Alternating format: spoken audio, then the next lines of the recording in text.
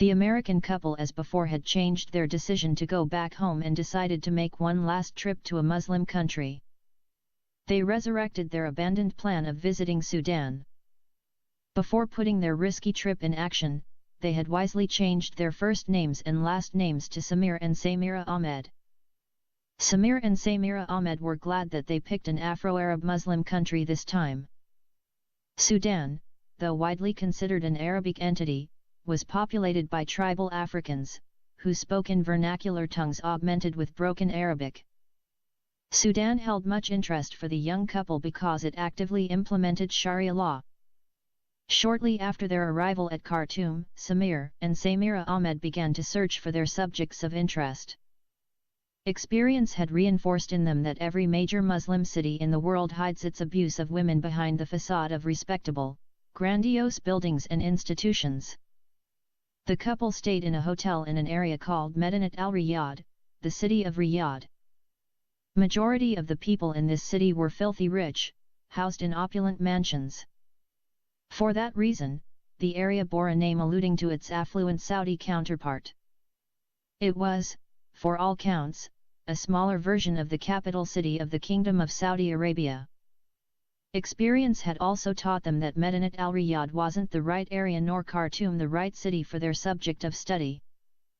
Groundwork and the help of Sudanese Christian acquaintances yielded a more appropriate city in western Sudan. In Africa, 99% of a woman's beauty is determined exclusively by her physical attributes. Unlike her Western counterparts, her face and her hair contributed little to the perception of beauty. Typically, an African man would examine a woman's profile to determine the extent of her beauty. Or otherwise. The key African attributes for beauty revolved around the chest and the backside. An African girl's chest and backside were highly erotic in the eyes of African society. Obviously, the larger the better in this aspect. There were some exceptions to the rule. Some tribes value highly raised breasts above all else, regardless of how large the buttocks were. The Sudanese Baggara held breasts in such high esteem that a major town in their province in North Kordofan was gloriously named, En-Nayed, which means, the breasts. In En-Nayed, Samir and Samira put up in a motel until they found a place to rent. The place they eventually found was a big hut, made of grass, ropes, tree trunks, and cow dung. It was a veritable fire hazard. Any mistake with kindling, matches or lighters could reduce the entire hut to ashes. It was not uncommon for lightning strikes to set an entire village ablaze. The close proximity of the huts ensured total destruction. Oddly, a group of huts in a fenced compound was referred to as a house. Every composite home would have at least 4 grass huts and one small one used as a kitchen. In addition, a compound would feature 2 grass toilets, segregated by gender. The entire compound, in fact, would be divided into 2 sections, male and female. A physical barrier, a high grass partition ensured that men and women, even those belonging to the same family, would be segregated. Samir and Samira rented one section from a poor family. Their section boasted of a large hut which was their bedroom, a small kitchen hut and a toilet.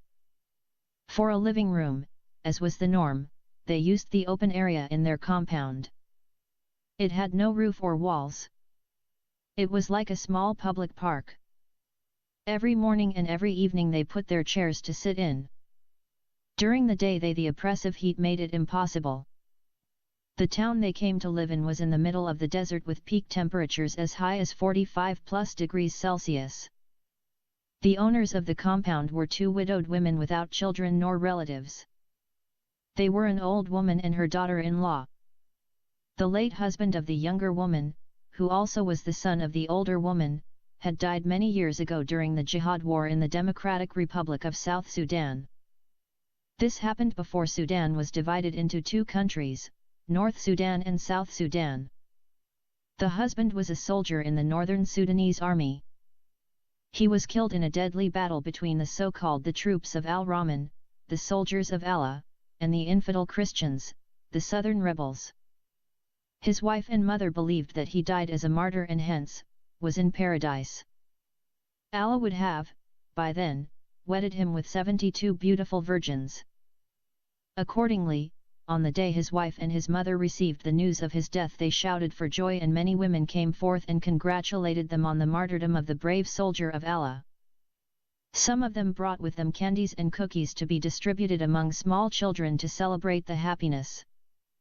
For 7 days, their house turned into a wedding hall, with every guest expressing their joy for the good news.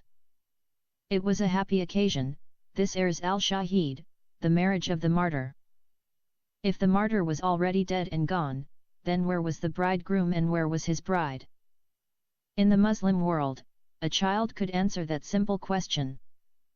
He would proudly tell you that the bridegroom was the martyr himself, and his brides would be the 72 virgins of paradise. He would quote for you many verses from the Quran and hadiths of his prophet to support and validate his answer. The happy wedding celebration would last for a few days following the death of the bridegroom. But, the celebration would not extend beyond 1 week. After that, the widows would be left to face the harsh realities of their miserable lives. The martyr was known as Khalid, which means the Eternal One. He was not survived by any children because his wife, Salwa, was barren. Khalid was the sole breadwinner in the family. His untimely departure was a great loss for his wife and mother. As a young woman, Salwa could not work. It was great shame and very dangerous if she ventured out of her house to seek employment. Her mother-in-law, on the other hand, was too old to work. The 2 poor widows lived on what little pension entitled to them from the government. Needless to say, the arrival of the American couple was a great blessing to them. Their new tenants were paying 5 times the local rate. Their house, as expected, was divided into 2 sections, by gender. Since they did not have any man to occupy the male section, the hut was left closed for years. The old woman was afraid to rent it to a local bachelor because she was scared to expose her young and pretty widowed daughter-in-law to sexual harassment. She also was worried that her daughter-in-law might be tempted by a young man and thus fall into disgrace.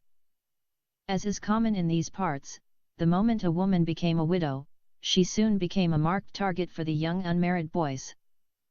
While no self-respecting bachelor would consider marrying a second-hand woman, they have no qualms pestering and badgering a divorcee the way dogs tail bitches.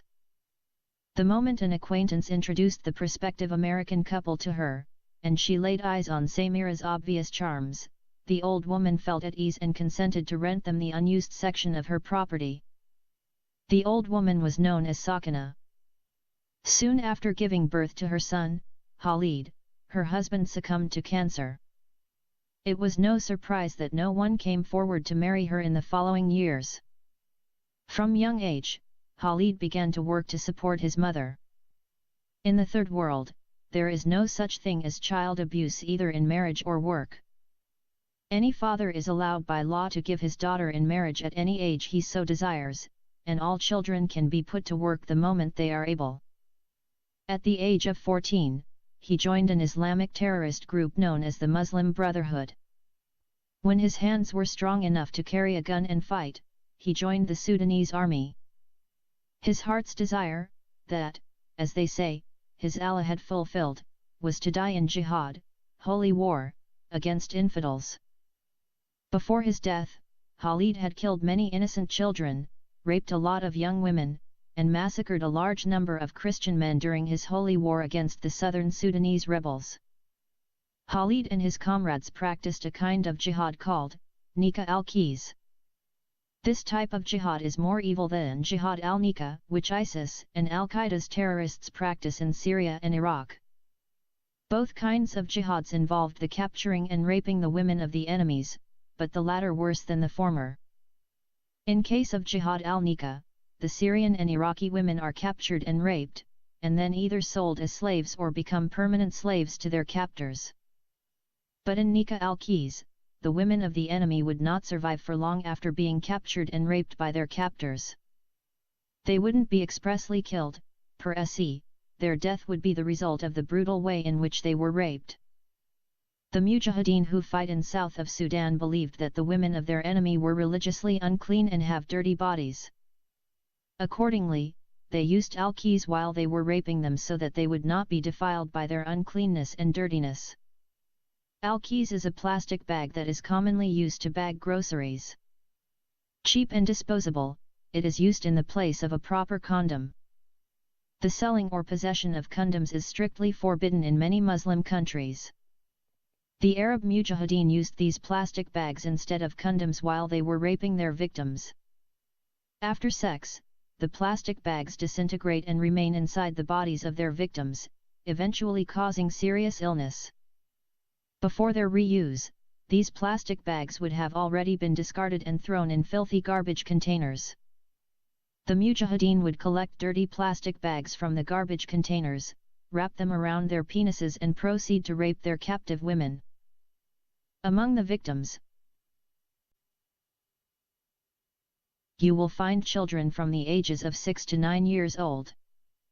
The bags would cause infection and disease and ultimately lead to the death to the victims.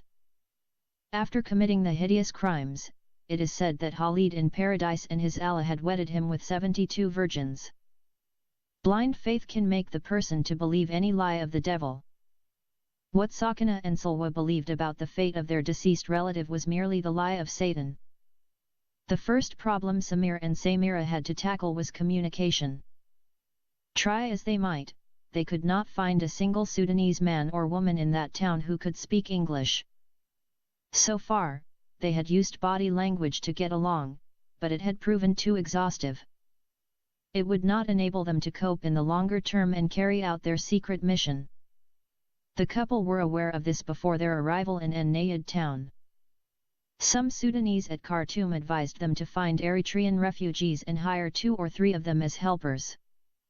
Most of the Eritrean refugees in Sudan were educated and multilingual, they could speak Amharic, Tigrinya, Arabic, and English. Many Eritrean boys and girls who came to Sudan as refugees lived in camps. Some of them would make their escape and live in the big cities like Khartoum, Port Sudan, and Kassala. Their aim was to approach foreign embassies and then apply for resettlement in Western countries. During their illegal movements from place to place, they would expose themselves to all kinds of exploitation and abuse by the local authorities and people. They would be shanghaied as servants and maidservants in Sudanese houses. Majority of the refugees had studied in English medium in their country before their circumstances had compelled them to come to Sudan as refugees. With the help of their new landladies, the couple employed 2 refugees as their domestic helpers. They were young girls. One was employed as a maidservant and one as an interpreter. We will speak about their work duties later on. The Sudanese with whom Samir and Samira were staying was a small family of 2, but their neighboring family was as large as all life. It was the biggest family the couple had ever heard of. At first, Samira thought it was 5 families living together in one big house. Somehow, it reminded her of her former co-joined family when she was enslaved in an abusive marriage in Mumbai. Through her new friend Salwa, Samira gleaned that their neighbor had 3 wives and 21 children. It wasn't called 3 families, but it was a kind of 3-in-1 family. The whole family consisted of 25 members, if we include the polygamist husband. Some of the children were almost living in Salwa's house. From 6 o'clock in the morning until 8 o'clock in the evening, the children would be playing and running in and out between the 2 neighboring houses. Very often, they ate their 3 meals in Sakina and Salwa's house. In Sudan, neighbors have equal rights on each other's house. These rights weren't imposed by law, but they were customs go back in antiquity before the advent of Islam in Sudan. The neighboring women would share everything except their husbands. Nonetheless, this restriction wasn't there in the case of 3 or 4 women married to the same man. In that case, whether they liked or not, they had to make sex common property. But here we are talking about neighboring women. In order to grasp this strange social norm, we should remember how a Muslim house is built, with the 2 distinct sex-segregated sections. The 2 female neighbors would have access and the same rights on everything on the women's section, the men's section being out of bounds. This point would become clearer through observing their daily practical life.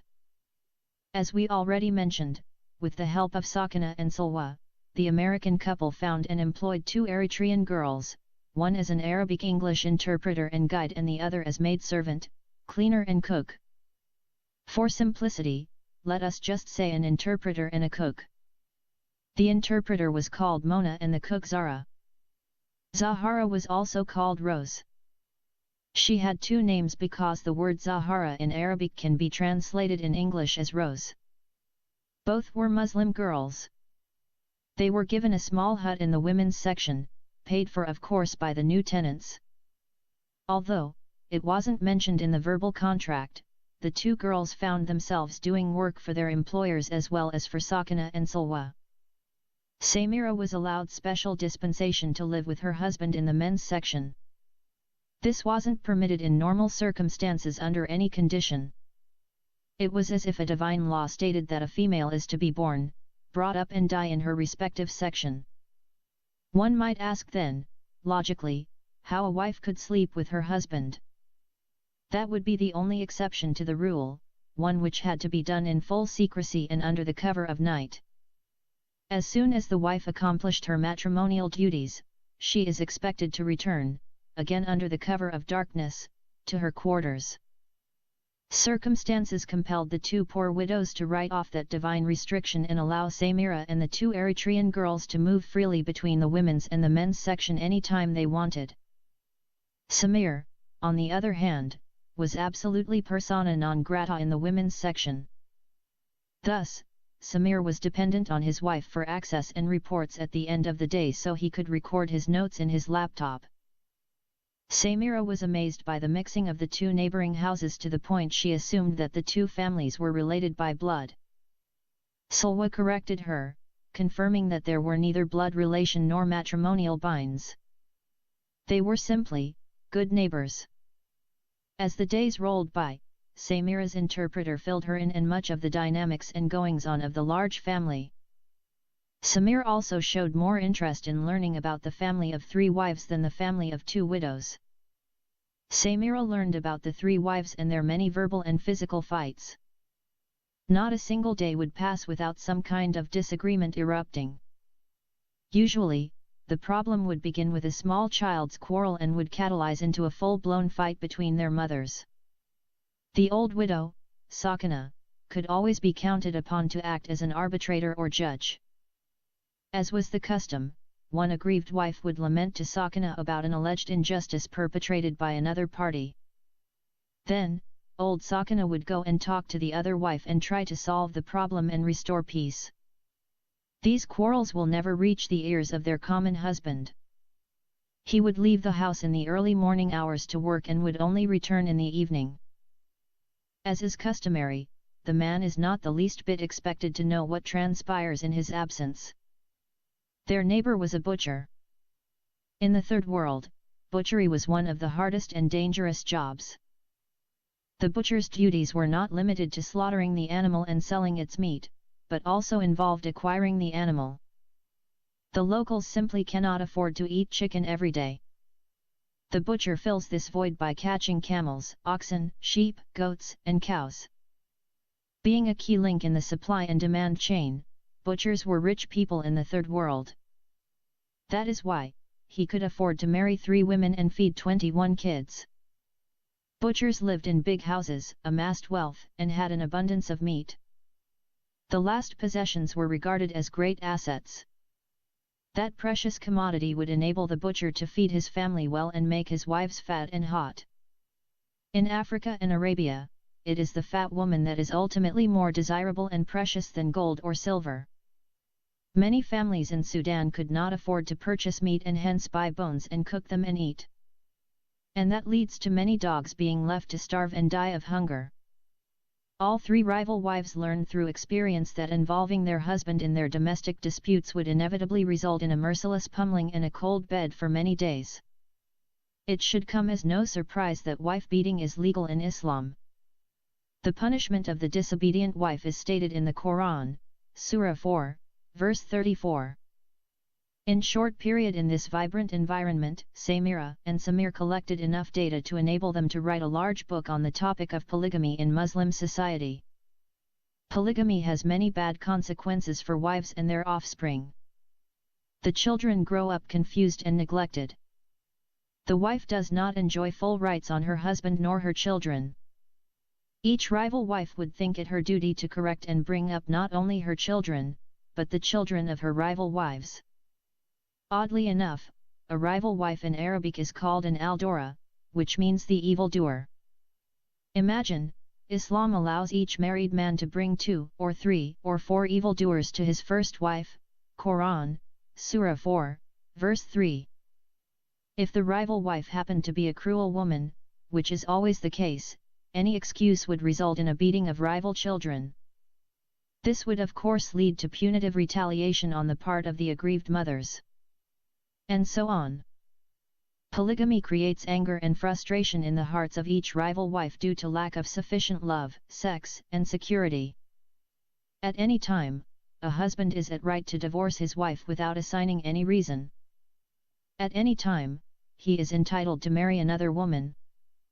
In such situations, insecurities and frustrations are vented within the household, with no one spared from the destructive melee. Women in Sudan, as observed, fight by pulling out each other's hair, biting bodies, and scratching faces. While beating each other, their mouths continue to berate their opponents, assigning colorful terms like whore, prostitute, bitch, slut, she-dog, daughter of a prostitute, galfa, uncircumcised, daughter of an uncircumcised woman, and khadim, slave.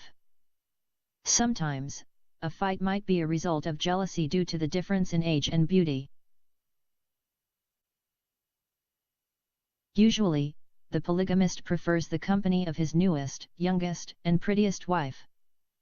This is obviously not a rule set in stone, but Arab men are by nature obsessed with small female children. No matter how ugly and dumb the small wife might be, she would always be preferred. Islam requires that the polygamist husband should spend each night with a different wife, and each rival wife should get equal share in sex, love, and maintenance. It is not hard to imagine this to be an impossible rule to equitably enforce. How can a man sleep with his 16-year-old wife and on the following night have equally passionate sex with his 60-year-old wife? Looking good on paper, but every polygamist is a dirty cheater. He uses a 7th century law of the desert to torture and unjustly hurt his first wife. This outdated law requires the wife to agree to share her husband's love, sex, and wealth with other women. She has to tolerate all this nonsense because they are supposedly divine rights given by God to his preferred creature, the man. It is also against the woman's nature to share her life partner with other rival enemies. God is love and he cannot possibly command such injustice. That unjust law came out of the mind of a selfish Arab man, who was a womanizer, pedophile, and child abuser. At times, the quarrels happen due to the difference between the perceived intelligence levels of the male children or difference in beauty between the female children. For a Muslim woman, intelligent boys and beautiful girls are great assets. A pretty girl could be married at very young age, and intelligent boy is assured a respectable position in the society. If any rival wife feels that her children are lacking in their required virtues, she would look for any reason to engage the other wives in a fight. The 3 wives of the butcher happened to be close to each other in age. This fact merely increased the competition between them. Each one desired to gain the favor of her husband. Each wife wanted to be the most beautiful and sexy partner. Not much different from the prostitutes who doll themselves up and wait patiently on the thresholds of their houses, waiting for customers to make their choices. They will do anything to swing the odds in their favor. Likewise, each wife would spare no effort to make herself look more attractive and desirable. Samira was amazed with the extent of trouble each of the 3 rival wives would undertake in order to prepare herself for her husband. She observed them closely and watched how they would make themselves beautiful. Each rival wife would spend a few hours removing hair from her hands, legs, and private parts. It was the most painful experience that Samira ever went through when she decided to try out their primitive beauty regimen. With no female beauty salons in town, Sudanese women would use antediluvian means to remove unwanted hair, commonly relying on lemon juice, sugar, and water. The three substances would be boiled on the stove for a long time until some thick liquid like gummy glue resulted. This glue would then be used to rip out the hair by its follicles. The common beauty regimen would begin with hands, moving downwards to the legs, and finally descend to the privates. Women would typically be in tears while undergoing such self-mortification. Of course, only married women are allowed to go through these enhancement processes. An unmarried maiden is not permitted to touch her body in that way, especially her private parts. This restriction is imposed on unmarried girls for the fear of being self-stimulated while exploring their private parts. Yet, another self-inflicted torture that every wife had to submit to was smoking her body. This experience shouldn't be confused with sunbathing or a stint in the sauna. Every self-respecting wife would have a small hole inside her kitchen. When it was time, wooden coal would be lit and the embers would be fed pieces of sandalwood. When the desired fumes emerged, the wife would divest her body of clothes and wrap herself in a thick black blanket, not unlike a burqa. Then, she would spread her legs and sit akin to sitting on a toilet bowl. She would remain seated until the sandalwood was fully consumed by the burning coals. During this period, she would be coughing, sneezing, sweating terribly, with tears running down her cheeks like hot acid. Smoking the body through this primitive method would not taint it because 90% of Sudanese women were as black as coals. There are no discernible benefits from this primitive method. In spite of this, the typical Sudanese claims it makes women more sexy. Scholars researching the origin of this custom have found that ancient Sudanese women used that smoke as black magic to stir the sexual desire of men. When the smoked body woman walked on the streets, men would smell the aroma of the sandalwood wafting off her body and associate the aroma with sex and follow her akin to a bitch in heat, welcoming all comers.